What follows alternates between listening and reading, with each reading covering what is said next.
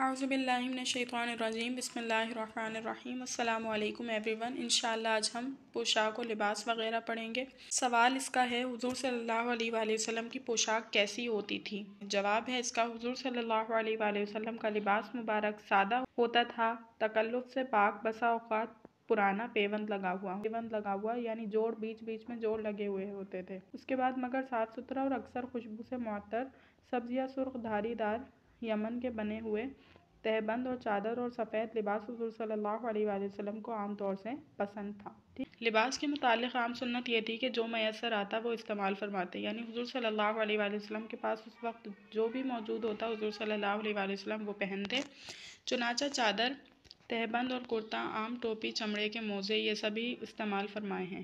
عمامہ، ٹوپی، چمڑے کے موزے یہ بھی استعمال فرمائے ہیں۔ اس کے بعد اور وقت پر جو میسر ہوا، ضرورت کے وقت چوغا اور تنگ آستین والی اچکن بھی استعمال فرمائی ہے۔ چوغا اسے کہتے ہیں کہ آستین بھی جس کرتے میں نہیں بنے ہوئے ہوتے، سمپل سا ہوتا ہے بس، وہ چوغا کہلاتا ہے، اور اچکن جو ہے تنگ آستین والی ہوتی ہے، بھی استعمال فرمائی ہے۔ پیجامہ بھی خریدا مگر پہننے سے پہلے وفات ہوگی۔ البتہ لباس میں چند باتیں ضروری تھیں۔ حضور صلی اللہ علیہ وآلہ وسلم کے لباس کے لیے چند باتوں کا ہونا ضروری ہوتا تھا۔ نمبر 1، ریشم کا نہ ہو، ریشم کا لباس جو ہے مردوں پر حرام ہے۔ دوسری، زربفت نہ ہو، یعنی جس طرح ہم شادی بیاہوں میں کپڑے پہنتے ہیں بہت زیادہ چمکیلے بھڑکیلے، تو اس طرح کا لباس حضور صلی اللہ علیہ وآلہ وسلم کو پسند نہیں تھا، اور حضور صلی اللہ علیہ وآلہ وسلم کے لباس کے بارے میں ان تمام باتوں کا خیال کیا جاتا تھا۔ نمبر 3 پوائنٹ ہے کہ ایسا لباس نہ ہو کہ جس سے تکبر ٹپکے، چنانچہ ٹخنوں سے نیچے تہبند یا پیجامہ منع فرمایا کیونکہ یہ تکبر کا شیوا ہے۔ ٹخنوں سے نیچے پیجامہ یا تہبند کو پہننا تکبر کی علامت ہے، اور تکبر اللہ تعالیٰ کو پسند نہیں ہے۔ نمبر 4 پوائنٹ ہے ایسا نہ ہو کہ جس سے دکھاوا مقصود ہو، خواہ گھٹیا ہو یا ردی ہو۔ حضور صلی اللہ علیہ وسلم کا طرز عمل تھا کہ لباس وہ پہنتے تھے جس میں دکھاوا بالکل بھی مقصود نہ ہوتا تھا، بھلے وہ گھٹیا ہو یا ردی ہو۔ نمبر 5 پوائنٹ ہے کہ ایسا نہ ہو جس سے عورتوں کی مشابہت پیدا ہو، چنانچہ سرخ لباس وغیرہ سے منع فرمایا۔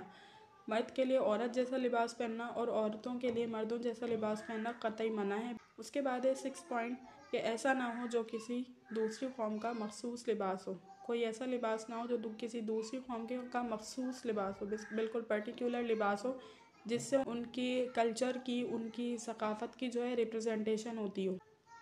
ایسا کوئی لباس ہمیں نہیں پہننا چاہیے جو کہ کسی اور قوم سے جس کا تعلق ہو۔ اس کے بعد لکھا ہے کہ یہ بات ہمیشہ یاد رکھنی چاہیے کہ تکبر بڑھیا لباس میں نہیں، تصوف گھٹیا لباس میں نہیں، ٹھیک ہے؟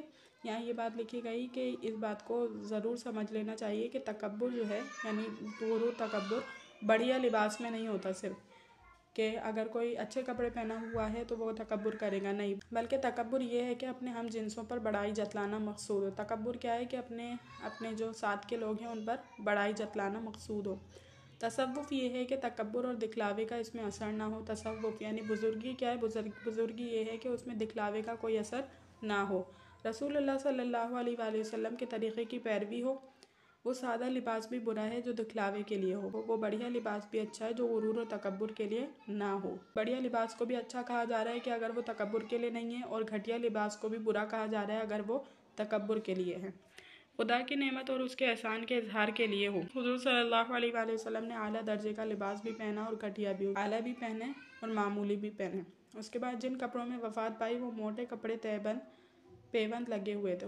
حضور صلی اللہ علیہ وآلہ وسلم کا ارشاد تھا جب تک پیوند نہ لگوا لیا جائے کپڑے کو نہ اتارا جائے، اور جب اتارا جائے تو کسی غریب کو دے دیا جائے۔ حضور صلی اللہ علیہ وآلہ وسلم امامے میں شملہ بھی چھوڑتے تھے اور کبھی دونوں کنارے بھی نیچے کو لٹکا لیا کرتے تھے۔ امامے کا باندھنا اس طرح ہوتا کہ داہنا حصہ اوپر رہتا اور ٹوپی نیچے ہوتی، آگے سے جو ہے داہنا حصہ اوپر ہوتا اور ٹوپی نیچے ہوتی۔ اس کے بعد سوال ہے حضور صلی اللہ علیہ وآلہ وسلم کے چادر، تہبند اور امامے کا طول و عرض کتنا ہوتا، یعنی کتنی چوڑی کتنی لمبی ہوتی حضور صلی اللہ علیہ وآلہ وسلم کی چادر، تہبند اور امامہ؟ جواب، چادر 6 ہاتھ لمبی 3 ہاتھ چوڑی۔ چادر کتنی لمبی تھی؟ 6 ہاتھ لمبی تھی اور 3 ہاتھ چوڑی تھی۔ تہبند 4 ہاتھ 1 بالشت لمبا اور 2 ہاتھ 1 بالشت چوڑا۔ امامہ 7 ہاتھ لمبا۔ اس کے بعد سوال ہے حضور صلی اللہ علیہ وآلہ وسلم کی انگوٹھی چاندی کی تھی یا سونے کی؟ کون سی ہاتھ میں پہنتے تھے اور اس کا رنگ کس طرح تھا؟